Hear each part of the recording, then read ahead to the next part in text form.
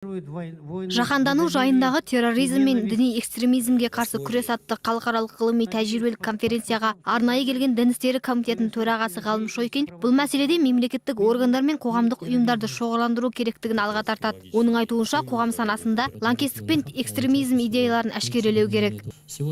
Бүгінгі таңда террористік туралы бүкіл әлем елдерінде бар. Ал біздің елдегі терроризмнің артып отыруының негізгі себептері өзге ағымдарға адамдардың иланып қалуында. Ең бірінші қоғамның қалыпты реакциясын тудыру мақсатымен лаңкестіктен төнетін қауіпті ашық жариялау керек. Сонда ғана адамдардың оң көзқарасы қалыптасады. Радикал топтардың ғаламтор арқылы жаулап бара жатқаны да негізгі мәселе. Осыны қаперге алу керек.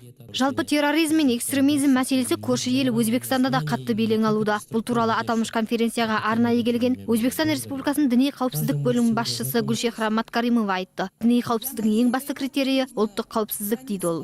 Өзбек елінде 30-дан астам арнайы отырғандар түрлі діни ағымдармен күрес жолында жұмыс істейді. Сөйте тұра біздің елде де жастар түгілі ересектер де ағымдарға алданып қалады. Соңында террорист болып шыға келуі ғажап емес. Дін мәселесінде руханият та маңызды. Рухани шаршаған адамды алдау оңай. Сол себепті де адамдар материалдық жағдай үшін рухани күштеп сеніп қалатыны жасырын емес. Сондай-ақ бас прокуратура жанындағы институттың директоры Салтанат Тұрсынбекова да Қазақстан Республикасы бас прокуратурасы органының да көкейкесті мәселесі осы лаңкестік және экстремизмге қатысты екенін атап өтті. Бүгінгі таңда террористік шегінен шығып, дүниежүзі елдерінің бас ауруына байланған күрделі мәселе болып отыр. Террористіктің салдары кез келген елдің ішкі сыртқы жағдайына ғана емес, экономикасына да әсер ететінін мойындап отырмыз. Адам мұндай қателікке моральдық, материалдық жағынан ұрынары сөзсіз. Бір Қазақстанның өзінде 2011 жылдан бері Атырау, Ақтөбе, Тараз қалаларында белең алды.